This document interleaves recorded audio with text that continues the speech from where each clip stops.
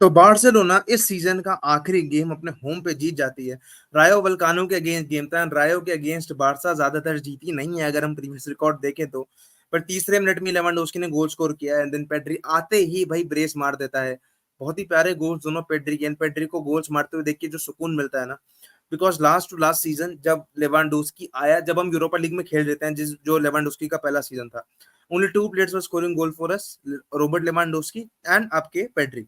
And Pedri ने कल जो ब्रेसेस मारे हैं, जिस तरीके के क्लिनिकल फिनिशेस किए उन्होंने, उसने दोनों टाइम पे, एक बार जाओ फ्लिक्स हटा के ले जा रहा था, बॉल उस पर पड़ी और उससे सीधा भाई मार दिया गोल पे एंड वो चला गया। एंड दूसरी अराहो ने जो बॉल फाइंड करके डाली पेड्री को, एंड बहुत ही कामली उसने क्लिनिकली फिनिश कर दिया। तो दोनों गोल्स देख के भाई मजा आया। एंड जावी का जाने का बहुत न्यूज फैल रही थी कि Xavi will go, Xavi will be sacked. पहले सर्कस ड्रामा चल रहा है इस क्लब में। पहले लपोर्ता ने कहा, पहले जावी कह रहा था मैं जाऊंगा, लपोर्ता ने रोका, एंड देन कह रहा है कि अब जावी को सैक करेगा। बट ऐसा कुछ हुआ नहीं। बहुत जगह से रिपोर्ट्स आई थी, बट मैं वेट कर रहा था कि कब जावी इस चीज पे बोलेगा, एंड जावी ने अपना टिप्पणी इस चीज पे दिया कि भाई मेरा तो सब नॉर्मल है, मेरा तो लोगों से बात चलता रहता है। एंड उसने कल के मैच में ये भी कहा कि मैं नहीं, मुझे अच्छा नहीं लगा ये देखिए कि भाई crowd was were going Laporta and all, मतलब जो मेंबर्स ऑफ द बार्सिलोना है उनको वो बू कर रहे थे, विसल कर रहे थे, वो मुझे अच्छा नहीं लगा देख के। एंड मेरे को भी लगता है कि जावी स्टे करेगा। ये न्यूज जो है कहीं से चलाई जा रही है। आई स्टिल बिलीव कि जावी विल स्टे। अगर कुछ अनएक्सपेक्टेड हो जाता है तो अलग बात है, बट इतना नहीं हो सकता कि भाई जावी रहेगा, मतलब जावी ने कहा कि मैं रुकूंगा और उसके बाद उसको निकाल दिया जाए। सैक करोगे तो भाई तुमको ही पैसा देना पड़ेगा, तुम्हारी इतनी औकात नहीं है देने की। एंड बारसा का ट्रांसफर मार्केट देखने भी पड़ेगा अभी। तो जावी के मामले में तो इतनी बात करूंगा, इसलिए मैंने इस चीज पे वीडियो बनाई भी नहीं, क्योंकि यार कुछ ज्यादा ही चीजें फैल रही थी। अगर मैं इस सीजन को वो करूँ एकदम कंपाइल, तो इस सीजन की स्टार्टिंग मेरे को काफी अच्छी लगी थी बार्सिलोना की। दे वर ट्राइंग डिफरेंट थिंग्स। आपका ओरियल रिम्यू जो आया था, he was one of the underrated signings Madrid के गेम से पहले तक। ही वाज द वन जिससे एक थ्रेट लगता था कि भाई बंदा लॉन्ग शॉट लेगा, बंदे में वो कैपेबिलिटी है डिसेंट इनफ काम करने की। बट जैसे जैसे सीजन गया वो कॉन्फिडेंस हमारा जाता रहा। एंड मुझे अभी भी याद है यूसीएल का पोर्तो वाला गेम था, जहां पर उसका पहली बार वो एक्सपोज हुआ था, क्योंकि हाई प्रेस को बीट नहीं कर पा रहा था। बट इसके अलावा अराहो भी स्टार्टिंग ऑफ द सीजन में भाई लॉन्ग शॉट लेता था जब टीम से गोल नहीं आते थे, तो ये बहुत, क्योंकि उसके पैर में भाई बहुत जान है एंड वो लॉन्ग शॉट लेता था। तो first half of the season में उन 13-14 मैचेस के अंदर ये सारी चीजें बार्सा ने ट्राई की। बट जैसे जैसे वो हार मिली, एंड उसके बाद फिर जिरोना से हार, विलरियाल से हार, 4-2 से जिरोना से हम 2 बार हारे हैं सीजन। तो वो जो डिप आया था जहाँ पे इंडिविजुअल मिस्टेक्स हो रही थी, कुंडे की, अरहो की, हर एक प्लेयर इंडिविजुअल मिस्टेक कर रहा था उन 3 से 4 मैचेस के स्पैन में। एक हनीमून पीरियड भी आया था जहाँ जब जाओ कैंसेलो, जाओ फिलिक्स आए थे, तो भाई बरसा 3 गेम 4-0 5-0 ऐसी ऐसी स्कोर लाइन से जीत रही थी। एंड उसके बाद फिर ये मड्रिड से आने के बाद से सब खत्म हो जाता है, एंड फिर गावी को इंजरी भी हो जाती है। तो एवरीथिंग वेंट डाउनफॉल। एंड अब यही रियलिटी है कि गावी जैसा बंदा जो एक 19 साल का है भाई, उसकी इंजरी से इतना फर्क पड़ रहा है, क्योंकि भाई वही है हम पे और कोई नहीं। गावी के होने से टीम का पूरा मोमेंटम चेंज हो रहा था। पर उसके बावजूद चैंपियंस लीग में बार्सा का रन डिसेंट इनफ रहा, मोर देन एक्सपेक्टेड रहा। एंड अगर अराहो ने वो गलती नहीं की होती तो things could have been different, we could have been in the final right now.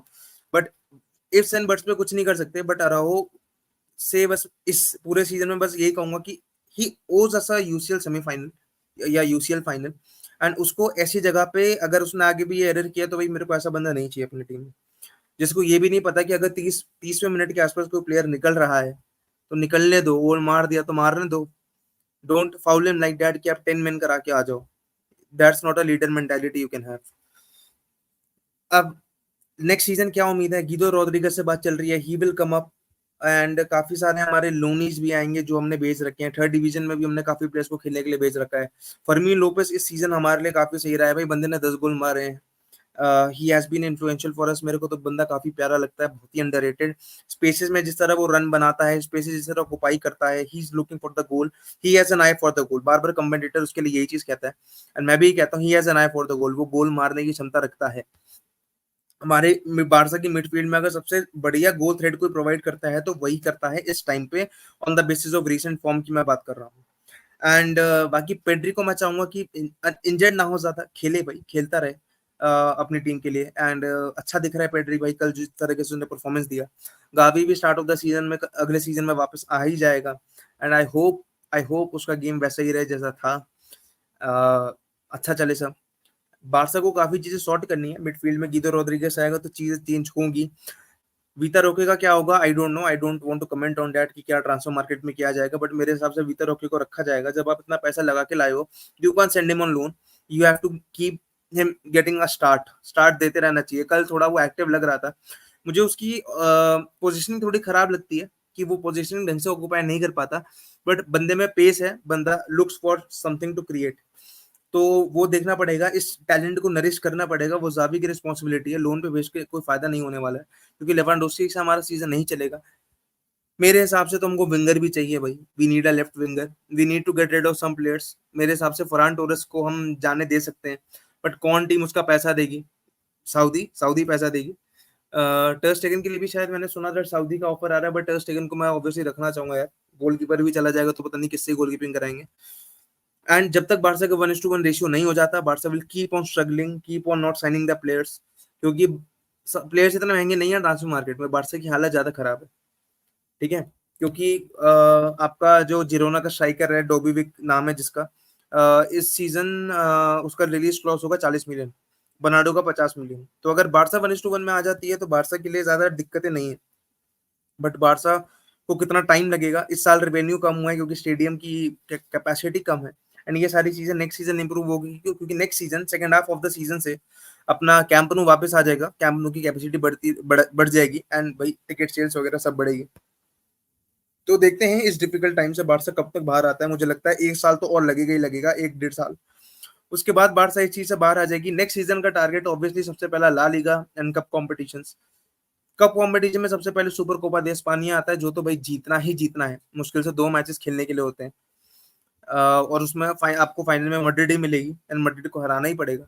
And then goes on आपका league and Copa del Rey. Copa del Rey में आपको रिजल्ट निकालना पड़ेगा। Last time you won the Copa del Rey is when Messi was there at FC Barcelona. And Copa del Rey में Barça ज्यादा आगे जा नहीं पाती है, एथलेटिक क्लब से हारी जाती है, क्योंकि एक ही मैच का फिक्चर होता है, एंड वो उन्हीं टीम्स के ग्राउंड पे खेला जाता है, तो उतना आसान नहीं होता है।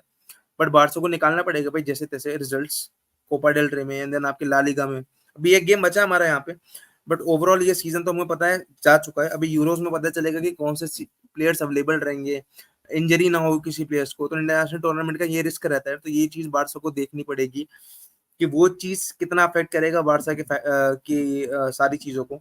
But Barca have La Masia, Barca have everything, so Barca must capture the league at least, and UCL में एक डिसेंट रन जितने की उम्मीद हम कर पाते हैं, क्योंकि अगले सीजन चैंपियंस लीग का फॉर्मेट भी चेंज हो जाएगा। तो देखते हैं कैसा जाएगा बारसा का नेक्स्ट सीजन। उम्मीद है कि लीग अपने नाम करें, ऑब्वियसली मैड्रिड को रिप्लेस करें as a champions. And signings में या लोन में कौन कौन से प्लेयर आते हैं, वो भी एक बहुत इंपॉर्टेंट फैक्टर रहेगा हमारे लिए, क्योंकि मेरे हिसाब से लेफ्ट विंग पे जरूरत है, मेरे हिसाब से राइट बैक लेफ्ट बैक में जरूरत है। अभी ये भी नहीं पता चला है कि कैंसेलो को रखें या नहीं रखेंगे, फिलिक्स को तो नहीं रख सकते ऑब्वियसली। तो बहुत सारी चीजें हैं जिस पे ध्यान देना है। अब कैंसेलो इतना इम्पैक्ट नहीं डाल पाया है in the latter half of the season, he was passionate for the club, but जो आप ध्यान रखोगे तो defensively we were exposed at times, and बहुत ऑफ द मोमेंट्स पे कैंसिलो की ही गलती थी। That penalty against PSG and that goal जो हमने खाया था शायद, उसमें भी ही लेफ्ट द प्लेयर ओपन। तो ये 2-3 चीजें हैं जो बारसा के सिस्टम पे नहीं बैठती, या तो कैंसिलो को ऐसे यूज किया जाए कि प्रोटेक्टिव कवर वो पीछे, तो वो ये सारी चीजें। तो देखा जाएगा नेक्स्ट सीजन क्या होता है। तब तक के लिए सी यू ऑल नेक्स्ट टाइम।